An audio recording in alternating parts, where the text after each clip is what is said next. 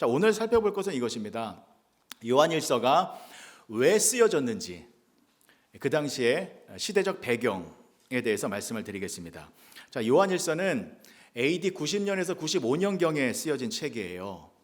그러니까 이때가 언제냐면 예수님께서 죽으시고 부활 승천하신 다음에 60년이 지난 시점입니다. 그러면 이 시점이 어떤 시점이겠습니까? 사도 요한을 제외한 예수님의 제자들이 다 순교하여 이 땅에 남아있지 않은 상황이에요. 그러니까 예수님의 말씀을 직접 듣고 예수님과 함께 동행하면서 예수님의 기적을 두 눈으로 확인했었던, 목격했었던 그 생생한 증인들 있죠. 그 생생한 증인이었던 제자들이 다 사라진 상황입니다. 자, 그러면 무슨 일이 생기겠습니까? 가짜 뉴스들이 생겨나죠. 예수님에 대한 왜곡된 정보들이 여기저기 발생되기 시작했습니다. 자, 그러면 그럴 때마다 예수님에 대하여 이상한 소리가 들릴 때마다 만약 예수님의 제자들이 살아 있었다면 무슨 소리 하십니까? 그건 틀린 얘기입니다. 내가 직접 예수님과 3년 동안 있어 본 사람입니다. 예수님이 이런 말씀하셨고 이런 기적을 베푸셨고 이런 행동을 하셨습니다 라고 하며 가짜 뉴스에 대한 잘못된 사상에 대하여 올바르게 모든 것을 올바르게 교정해 줄 수 있는 그러한 상황이 될 텐데, 그러한 증인이 될 수 있는 예수님의 제자들이 사라졌기 때문에 그 당시에는 가짜 뉴스들이 발생되어져서 그 잘못된 정보들이 마치 정통 기독교 신앙인 것처럼 여겨져서 많은 교회들을 어렵게 만들고 있었습니다. 그래서 사도 요한이 요한 서신서를 쓴 겁니다. 요한 1서, 요한 2서, 요한 3서. 왜요? 예수님의 제자 중에 본인만 살아 있었거든요. 그래서 예수님에 대한 가짜 뉴스, 이단 사상이 기승을 부르고 있을 때 그게 아닙니다, 그건 잘못된 것입니다 라고 하며 정통 기독교 신앙이 무엇인지를 알려주기 위하여 요한 서신서를 쓰게 되었다라는 것입니다. 이해가 되시죠? 여기까지는. 자, 그러면 그 당시에 대표적인 이단 사상이 무엇인지 우리는 알고 있어야 합니다. 굉장히 중요합니다. 그 당시에 교회를 어지럽히고 있었던 이단 사상, 대표적인 가짜 뉴스, 그게 무엇이냐면 영지주의였습니다. 많이 들어보셨죠? 영지주의. 오늘은 이 영지주의가 무엇인지 확실하게 아셨으면 좋겠습니다. 영지주의는 영지버섯이 아닙니다. 우리가 꼭 알고 있어야 되는 겁니다. 영지주의는 플라톤의 철학 사상과 동양의 신비 사상과 또 유대교의 사상이 혼합되어진 혼합 사상이에요. 영지주의가 체계화된 것은 AD 2세기입니다만 그러나 이미 초대교회 시대 때부터 영지주의 사상에 발응하여서 잘못된 교리로 교회의 순수한 신앙을 위협하고 있었습니다. 영지주의는 영어로 그노스티시즘이라고 합니다. 이 그노스티시즘이 어디서 나온 거냐면 헬라어로 그노시스라는 단어가 있어요. 그노시스라는 단어의 뜻이 뭐냐면 지식이라는 뜻이거든요. 그래서 지식을 뜻하는 헬라어 그노시스에서 그노스티시즘이 되어서 영지주의가 된 겁니다. 그래서 영지주의는 지식을 강조합니다. 특별히 영적인 지식을 강조해요.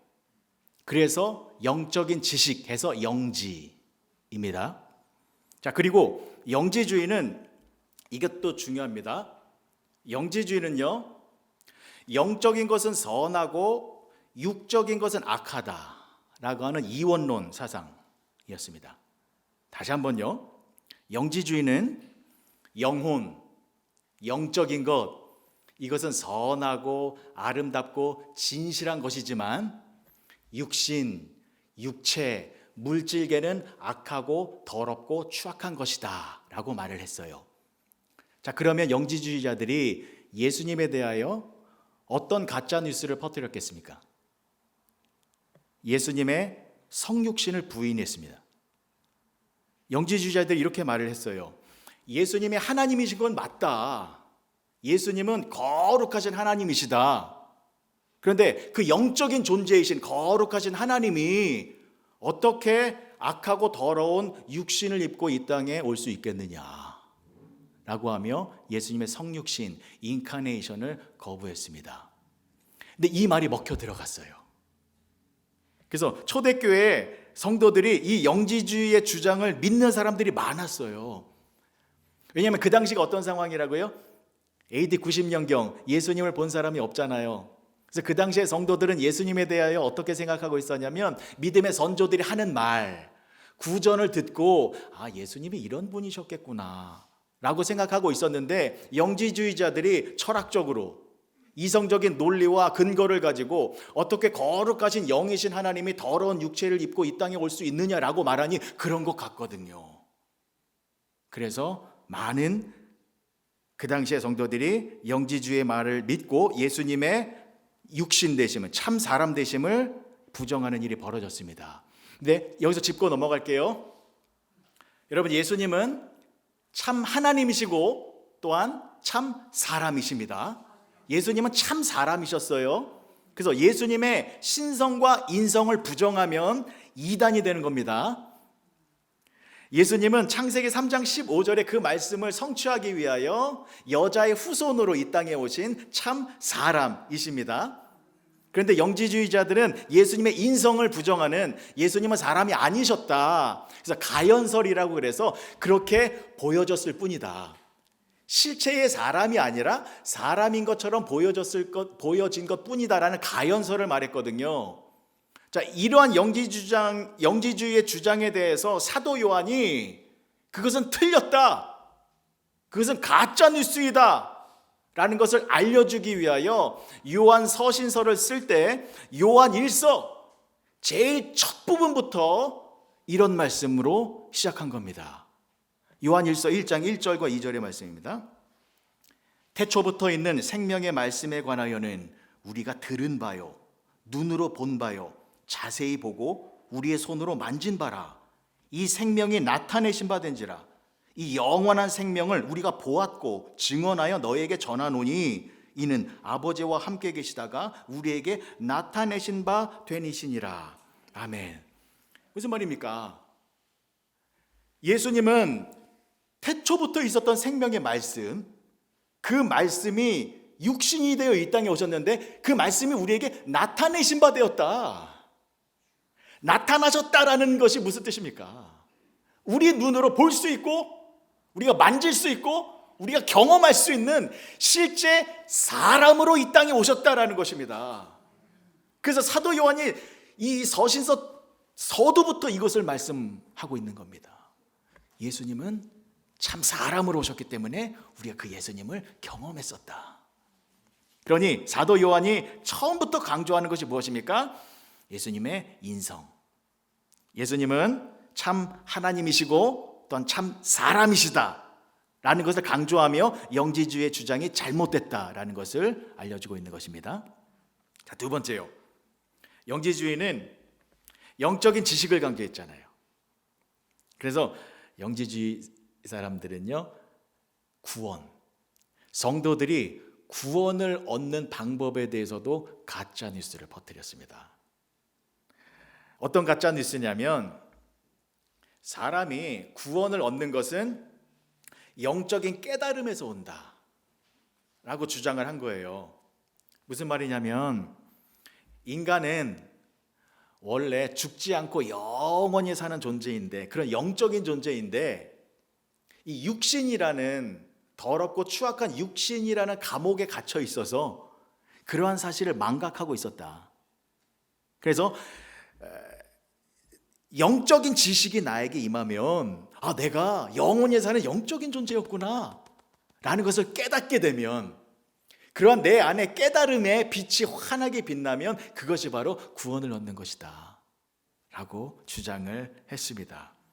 그래서 영지주의에서 말하는 구원의 방법은 영적인 지식을 깨닫는 겁니다.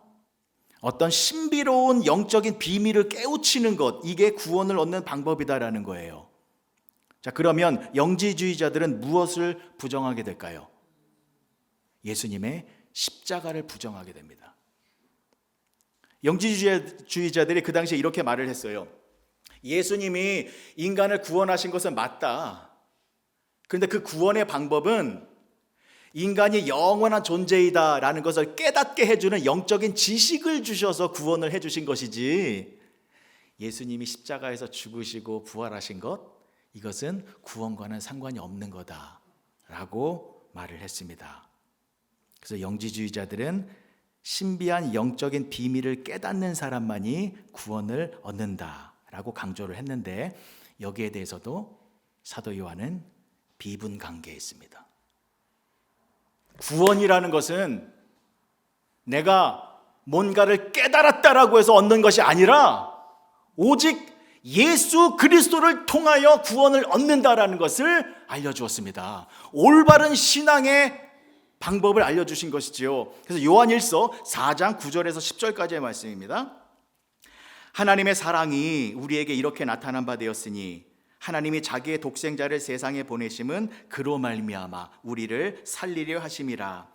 사랑은 여기 있으니 우리가 하나님을 사랑한 것이 아니요 하나님이 우리를 사랑하사 우리 죄를 속하기 위하여 화목제물로 그 아들을 보내셨음이라. 아멘.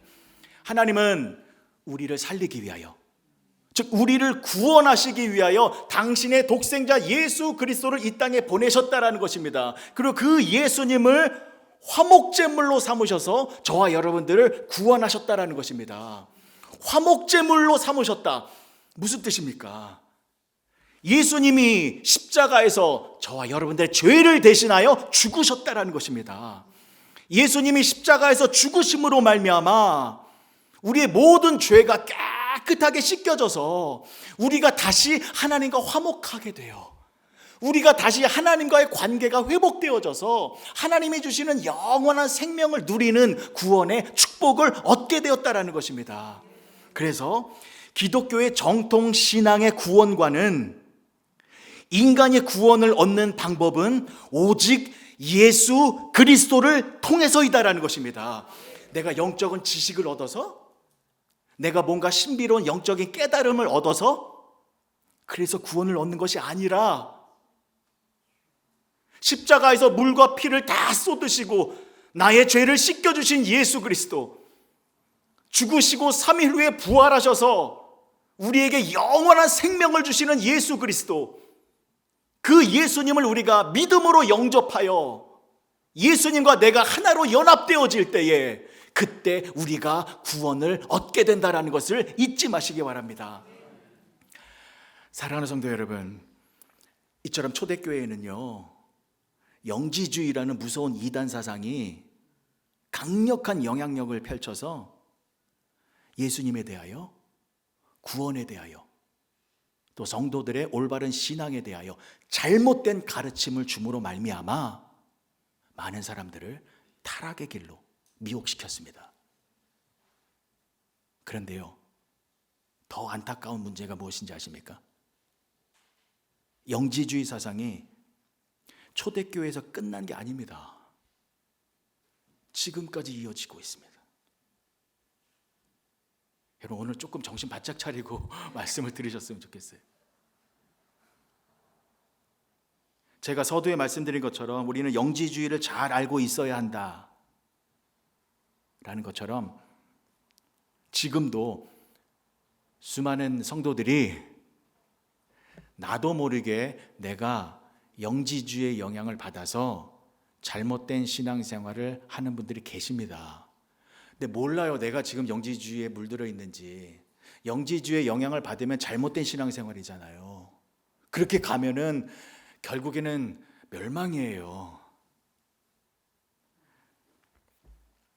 그래서 우리가 영지주의에 대해서 알아야 되는데, 여러분, 영지주의에 대해서 두 가지만 아시면 돼요. 두 가지. 첫 번째는 영은 선하고 육은 악하다라고 나누었잖아요.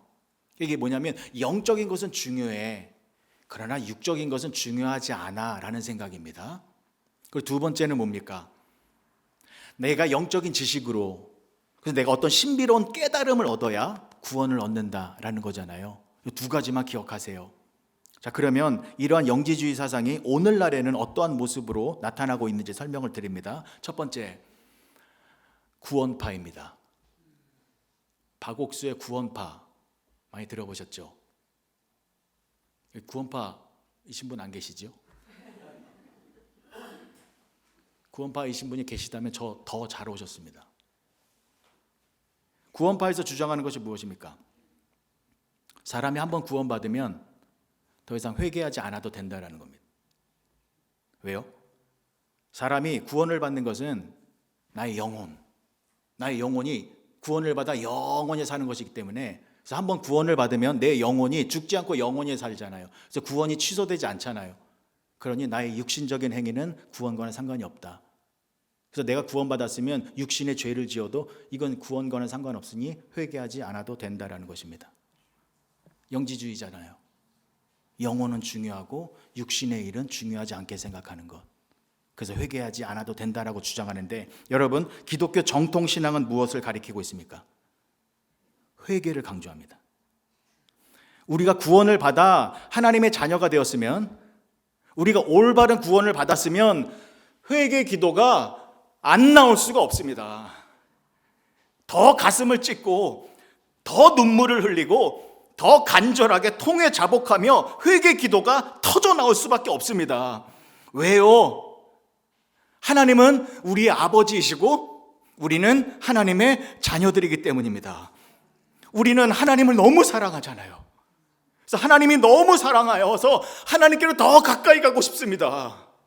정말 하나님의 품으로 더 안기고 싶어요. 근데 하나님은 너무 거룩하시고 의로운 분이시잖아요. 상대적으로 나의 모습을 보니 너무 더럽고 추악해요. 그래서 우리는 회개 기도를 하잖아요. 회개 기도를 하면 어떻게 됩니까? 예수님의 보혈의 피가 나의 죄를 깨끗하게 씻어주셔서 우리가 더 하나님께로 가까이 나아가게 됩니다. 우리가 하나님과 더 깊은 관계를 갖게 되면 어떻게 됩니까? 하나님께서 주시는 그 은혜, 그 사랑, 그 평안함 너무 감사하잖아요. 그러니 우리가 참다운 하나님의 자녀이고 올바른 구원을 받은 자들이라면 회개 기도는 안 나올 수가 없는 겁니다. 우리가 육신의 장막을 입고 있는 한 항상 회개의 기도를 드려야 합니다. 여러분, 구원파는 이단입니다. 절대로 눈길도 주지 마십시오. 두 번째, 신천지입니다. 여러분, 신천지에서 주장하고 있는 것이 무엇입니까? 자기들만 알고 있는 영적인 비밀을 깨달아야 구원을 받는다라는 것입니다. 신천지의 교주가 누구입니까? 이만희. 그 할아버지께서 자신이 자칭 보혜사이시래요. 한국의 자칭 예수다라고 말씀하시는 분이 50분이 계세요. 이만희 할아버님은 본인이 보혜사이기 때문에 본인이 성경의 비밀스러운 영적인 지식을 알려주고 풀어줄 수 있대요. 그래서 신천지에서는 무엇을 강조합니까? 성경 공부. 우리 성경 공부에 참석하라고 유혹해요. 왜요? 성경의 내용, 비유, 특별히 계시록에 감추어진 그 비밀스러운 지식을 아는 사람만, 깨닫는 사람만 구원을 받을 수 있기 때문에 우리가 그 지식 알려줄게요. 그러니 우리 성경 공부 참석하라고 유혹하는 것입니다. 영지주의잖아요. 내가 뭘 깨달아야, 어떤 영적인 지식을 얻어야 구원을 얻는다라고 하는. 근데 여러분, 그런 걸 다 떠나서 신천지가 왜 이단인지 이것만 단순하게 알고 계셔도 돼요. 여러분, 신천지가 강조하는 게 뭐냐면요, 요한계시록의 말씀에 근거해서 구원받은 성도의 수가 14만 4천 명이래요. 구원받은 사람의 정원이 14만 4천 명이래요. 근데 지금 신천지의 성도 수가 몇 명인지 아세요? 30만 명이에요. 그러니까 외부에서 발표한 게 아니라 신천지 자체 내에서 우리 성도 수가 30만 명이래요. 이런 사기가 어디 있어요? 천국의 정원을 자기네들이 만들어 놨잖아요. 14만 4천 명. 근데 14만 4천 명이 넘는 30만 명을 당신도 천국 갈 수 있습니다라고 모집하고 있어요. 정말 답답하고. 신천지도 이단입니다. 절대로 가까이 가시면 안 돼요. 그리고 한 가지 더불어서 말씀드리자면, 그냥 성경 공부한다고 여기저기 막 참석하지 마세요. 잘 알아보고 참석을 하세요. 근데 제가 더 말씀드리고 싶은 것은요, 성경 공부하고 싶으시죠? 두 가지만 확실히 하시면 돼요. 첫 번째, 이 성경을 내가 직접 읽어야 돼요. 내가 직접 읽고 듣고 내가 보면서 이 말씀을 나의 것으로 만들어야 돼요. 먼저 10번이고 20번이고 100번이고 이 말씀을 계속 읽으십시오. 그리고 두 번째, 이 말씀대로 실천하며 사세요. 읽고 끝나는 것이 아니라 작은 말씀이라도 내 마음속에 씨앗이 되었다면 그것을 열매 맺기 위하여 행동으로 옮기십시오. 이게 가장 중요한 성경 공부입니다. 자, 마지막 세 번째로 말씀드리겠습니다. 자, 이 세 번째가 오늘 나누고자 하는 핵심 주제입니다. 영지주의 사상이 어떤 구원파나 신천지와 같은 표면적으로 드러나는 이단의 형태도 있지만 더 심각하고 위험한 것이 있습니다. 조금 전에 말씀드렸다시피 많은 기독교인들이 영지주의 사상에 물들어 있어서 나도 모르게 영지주의적 신앙생활을 하는 모습을 보이고 있다는 것입니다. 여러분들도 자유로울 수 없어요. 나도 모르게 그렇게 잘못된 신앙생활을 하고 있는데, 그래서 요한 1서를 살펴보는 것입니다. 요한 1서는 그렇게 영지주의에 물들어서 잘못된 신앙생활을 하고 있는 사람들, 내가 잘못된 길로 가고 있는지도 모르는 사람들에게 무엇이 올바른 신앙생활이고 무엇이 진리의 말씀이고 어떻게 해야 생명의 길로 갈 수 있는지를 정확하게 알려주는 말씀입니다. 그래서 우리는요, 요한 1서가 강조하는 대로 그 말씀대로만 가면 올바른 신앙생활을 하게 되는 거예요. 자, 확인해 보겠습니다.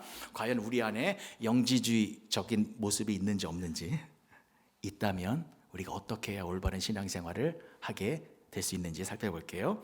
자, 다시 한번 말씀드립니다. 영지주의 잊으면 안 돼요. 두 가지만 생각하시면 돼요. 영지주의는 영과 육을 분리했죠.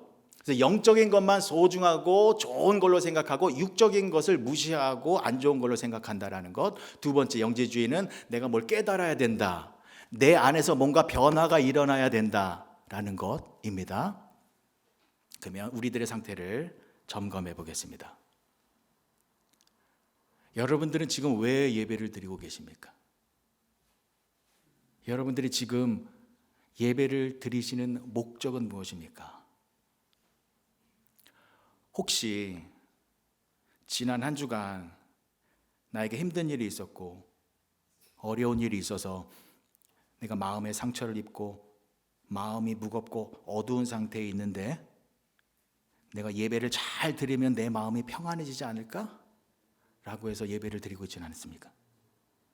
내 안에 뭔가 변화를 얻기 위하여? 혹은 남들은 모르는 영적인 깨달음, 영적인 지식을 얻기 위하여 예배를 드리고 계시진 않습니다. 그리고 혹시 이게 정말 중요한데요, 여러분들이 습관적으로 짓고 있는 죄 있죠. 은밀하게 짓는 죄 있잖아요. 끊지 못하는 죄 있잖아요. 그렇게 육신의 죄를 지면 어떻습니까? 찜찜하죠. 찜찜하잖아요. 그래서 교회 나와서 찬양하고 기도하고 설교 들으면 내가 뭔가 영적으로 개운해져서 내가 하나님 앞에 떳떳해졌다 라고 하며 나의 육신의 죄를 애써 외면하고 괜찮아, 육신적인 거니까 뭐 라고 하며 나의 육신의 죄를 합리화시키고 싶어서 예배를 드리고 있지는 않으십니까? 죄송하지만 그게 영지주의적인 모습입니다. 영지주의의 가장 큰 특징은 나 중심입니다. 내가 중심이 돼서 내가 뭔가 좀 깨달음을 얻고 내가 영적으로 떳떳해지고 내 영혼이 구원받았으니 육신적으로도 내 마음대로 나 하고 싶은 대로 살아가려고 하는 것. 여러분, 많은 기독교인들이 이러한 신앙의 모습을 보이고 있지 않습니까? 교회에서는 손뼉치고 찬양하며 부르짖어 기도하고 설교를 들을 때 아멘 아멘 합니다. 좋은 거예요. 예배는 그렇게 뜨겁게 드려야 됩니다. 성령 충만해야 돼요. 그런데 예배를 마치고 교회당을 나가면 저 세상에서 나 하고 싶은 대로 살아갑니다. 교회에서는 영적으로 성령 충만해졌다고 즐거워했는데 저 세상에 나가서 술 먹고 담배 피고 거짓말하고 또 험담하고 게으르고 욕심 부리고 세상 사람들과 무슨 차이가 있습니까? 그리고서 또 육신적으로 죄 짓고 나서 찝찝하니까 다시 교회에 나와서 잘못했습니다 회개하며 영적으로 또 개운해졌다. 예배 드릴 때의 모습하고 삶의 현장에서의 모습이 달라요. 남성분들에게 부탁을 드리겠습니다. 교회에서 예배 드릴 때에 기쁨으로 예배를 드리셨다면, 내 영혼이 하나님의 은혜로 충만해지셨다면 집에 돌아가셔서 설거지 하십시오. 청소하십시오.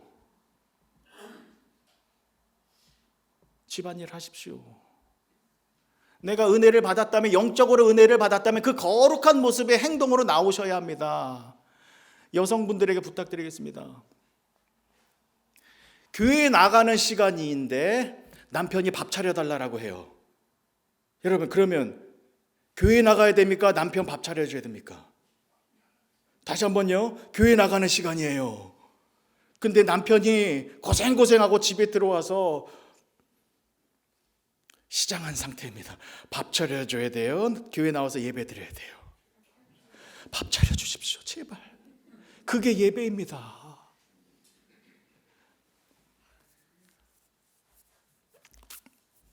자, 그런데요, 교회에서의 모습과 삶의 현장에서의 모습이 달라요. 이거 분명히 뭔가 잘못된 거잖아요. 자, 그런데 이거 잘못된 겁니다. 잘못된 신앙생활이에요 라고 용기 있게 말할 수 있으세요? 저는 없어요. 저도 할 말이 없는 사람이기 때문에. 여기서는 이렇게 목사인 것처럼 거룩하게 보이지만 저도 예배 마치고 집에 들어가면 나사 풀려요. 근데 가만히 있을 수가 없습니다. 사도 요한이 오늘 본문의 말씀을 통하여서 너무나도 중요한 말씀을 해주고 있기 때문입니다. 영지주의의 영향을 받아서 나 중심으로 그래, 영적으로는 충만해졌으니 생활은 그냥 나 하고 싶은 대로 살자라고 는 모습을 보이고 있을 때에 그게 아니다, 그것은 잘못된 신앙생활이야 라고 하며 정신을 바짝 차리게 해주는 귀한 말씀을 주고 있기 때문입니다. 그 말씀이 바로 3절의 말씀입니다. 3절의 말씀 보실게요.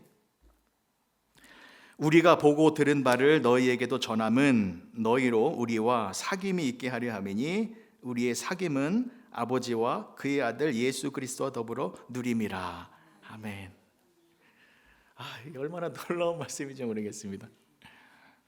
사도 요한이 내가 너에게 이것을 전해준다 라고 말하며 강조하는 것이 예수님과의 사귐입니다. 우리가 예수님과의 사귐을 갖는다라는 거예요. Fellowship with Jesus Christ. 예수님과의 사귐. 이게 바로 영지주의의 이단 세력에 맞서서 사도 요한이 강조한 것입니다. 여러분, 오늘 설교의 핵심 단어입니다. 이것만 기억하셨으면 좋겠어요. 올바른 신앙은 예수님과의 사귐입니다. 그러면 예수님과 사귐을 갖는다, 어떤 모습입니까? 내가 중심이 되어 내가 원하는 대로 생활하는 것이 아니라 예수님이 중심이 되어 예수님과 함께 살아가는 것, 이것이 예수님과의 사귐이고 이것이 올바른 신앙생활이다라는 것입니다. 사도 요한은 예수님과 깊은 사귐의 관계를 경험했습니다. 어떻게요? 예수님과 함께 길을 걸어갔고 예수님과 함께 여행을 했고 예수님과 함께 식사를 나누었습니다. 그 모습이 어떤 모습입니까? 사도 요한은 내가 중심이 되어 나 하고 싶은 대로 나의 길을 간 것이 아니라 예수님을 중심으로 하여 예수님이 가시는 길에 늘 동행하는 모습을 보였다라는 것입니다. 사도 요한은 다른 제자들은 다 도망갔어도 예수님이 십자가 지는 그 현장에 끝까지 있었던 사람입니다. 사도 요한은 예수님 옆에 꼭 붙어 있었던 사람입니다. 이것이 바로 예수님과의 사귐의 모습이고 이러한 모습이 올바른 신앙의 모습이다라는 것입니다. 사랑하는 성도 여러분, 질문을 드리겠습니다. 진지하게 마음속으로 대답을 해보시기 바랍니다. 여러분들은 예수님과 얼마나 친하게 지내고 계십니까? 여러분들은 예수님과 얼마나 깊은 관계를 유지하고 계십니까? 여러분들은 언제 어디서나 예수님과 동행하며 살고 계십니까? 여러분, 교회에 와서 목사 의지하지 마십시오. 성도들도 의지하지 마십시오. 목사와는 친한데 예수님과의 관계가 서먹서먹하면 큰일 나는 겁니다. 성도들과는 친하게 지내는데 예수님과 친하게 지내지 않으면 교회에서는 헌신하고 봉사하고 충성하고 그런 종교 활동이 익숙해지고 친숙합니다. 왜요? 오래 했기 때문에. 종교 활동은 친숙한데 예수님과의 실제적인 교제를 누리는 것에 있어서는 친숙하지 않다면 잘못된 신앙생활입니다. 예수님과의 사귐, 예수님과의 교제가 없는 신앙생활이 가장 위험한 것입니다. 그래서 우리는 예배를 드릴 때에 우리와 예수님과의 관계가 더 깊어져야 합니다. 우리가 찬양을 부를 때에 예수님과 우리와의 관계가 더 친밀해져야 합니다. 우리가 기도를 드릴 때에 예수님과 나와의 관계가 더 뜨거워져야 합니다. 여러분, 늘 예수님과 사귐, 관계, 깊은 연합의 삶을 사시기 바랍니다. 여러분들이 식사를 하실 때에도 내가 예수님과 함께하고 있구나. 운전을 할 때에도 예수님과 내가 함께하고 있구나. 삶의 현장에서 무슨 일을 하고 있을 때에 예수님이 나와 함께하고 계시구나. 늘 예수님을 생각하셔야 합니다. 우리의 구원자는 예수님이십니다. 우리에게 영원한 생명을 주시는 분은 예수님이십니다. 그런데 그 예수님을 등지고 내가 하고 싶은 대로 살아가면 아무리 그 길로 가보십시오. 아무리 그런 모습으로 신앙생활 해보십시오. 예수님을 등지고 나의 길을 가면 그 길의 끝은 저주와 사망뿐입니다. 예수님께로 돌아서서 예수님께로 나아가서 예수님과 함께 신앙생활 하셔야 합니다. 지남철이 쇠붙이를 끌어당기듯이 우리는 예수님께 찰싹 붙어 있어야 합니다. 절대로 떨어지면 안 됩니다.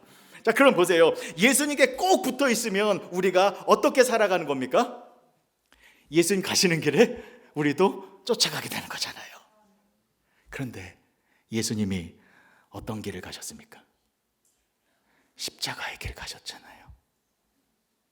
그럼 우리가 예수님과 사귐을 통하여 예수님께 꼭 붙어 있다면 우리도 어떤 길을 가게 되는 겁니까? 여러분들의 십자가의 길을 걸어가야 되는 겁니다. 십자가의 길이 무엇입니까? 채색 옷을 벗고 노예의 옷을 입고 죄수의 옷을 입어서 하나님의 뜻을 이루며 가는 길. 그 과정 속에서 내가 영적으로 충만해졌다면 그 거룩한 모습을 드러내는 모습이다라는 것입니다. 그래서 영지주의 모습을 벗어버리고 올바른 신앙생활을 할 수 있는 유일한 방법은 예수님과의 사귐입니다. 예수님과의 관계를 깊이 유지해서 예수님과 동행하며 나아갈 때에 우리가 내 중심이 아니라 하나님의 뜻을 이루는 예수님 중심의 올바른 신앙생활을 하게 되어진다는 것입니다. 마지막으로 살펴볼 거 이겁니다. 마지막으로요. 자, 예수님과의 사귐은요, 저와 여러분들에게 영원한 생명을 줍니다. 마가복음 9장 2절에서 4절까지의 말씀입니다. 엿새 후에 예수께서 베드로와 야고보와 요한을 데리시고 따로 높은 산에 올라가셨더니 그들 앞에서 변형되사 그 옷에 광채가 나며 세상에서 빨래하는 자가 그렇게 희게 할 수 없을 만큼 매우 희어졌더라. 이에 엘리야가 모세와 함께 그들에게 나타나 예수와 더불어 말하거늘. 아멘이 나오셔야 되는데 왜냐하면 저는요, 예수님과 사귐하면 이 말씀이 떠올라서요, 저는 이 말씀을 읽을 때마다 너무 기쁘고 감사해요. 여러분, 이 장면을 한번 상상해 볼게요. 예수님이 베드로와 야고보와 요한을 데리고 높은 산에 올라가셨어요. 거기에서 예수님의 모습이 변형되셨죠. 예수님의 옷에 광채가 나면서 티끌 하나 없는 아주 깨끗하고 순결한 흰색의 모습으로, 흰색의 옷으로 변했습니다. 자, 그런데요, 예수님 옆에 누가 나타났습니까? 엘리야와 모세가 나타났어요. 여러분, 엘리야와 모세가 예수님과 더불어 대화를 나누고 있습니다. 왜 안 놀리시지? 이거야말로 우리가 처음 듣는 너무나도 놀라운 소리인데요. 여러분, 모세가 누구입니까? 지금 예수님과 대화를 나누는 때를 기준으로 해서요, 1500년 전에 죽은 사람이에요. 엘리야는요, 1000년 전에 죽은 사람이에요. 그런데 1500년 전에, 1000년 전에 죽은 사람이 지금 예수님과 함께 대화를 나누고 있습니다. 그럼 이 두 사람 죽은 거예요, 안 죽은 거예요? 안 죽은 거잖아요. 영원한 생명을 누리고 있는 거잖아요. 이게 지금 현실 속에서 우리 앞에 딱 보여진 거잖아요. 근데 보세요, 이 두 사람이 영원한 생명을 누리고 있다라는 것을 어떠한 장면으로 보여주고 있는 것입니까? 예수님과 더불어 대화를 나누고 있잖아요. 예수님을 중심으로 해서 깊은 사귐의 모습을 보여주고 있잖아요. 예수님과 함께하고 있잖아요. 예수님과 이렇게 깊은 사귐의 관계를 유지하고 있으면 우리도 영원한 생명을 얻게 된다라는 것을 이 장면으로 보여주고 있잖아요. 사랑하는 성도 여러분, 다시 한번 강조를 드립니다. 올바른 신앙생활은 예수님과 깊은 관계를 맺는 것입니다.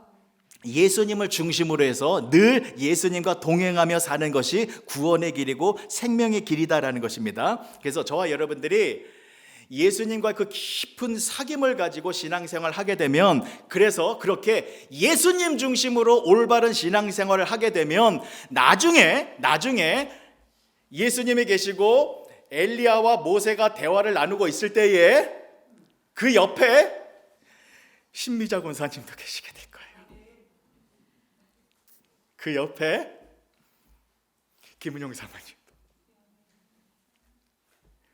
우리가 예수님 중심으로 신앙생활을 하게 되면 예수님, 모세, 엘리야, 그리고 우리 크리스천 장로교의 모든 성도님들이 함께 둘러 모아서 그렇게 대화를 나누는 귀한 은혜가 우리 가운데 임하게 될 것입니다.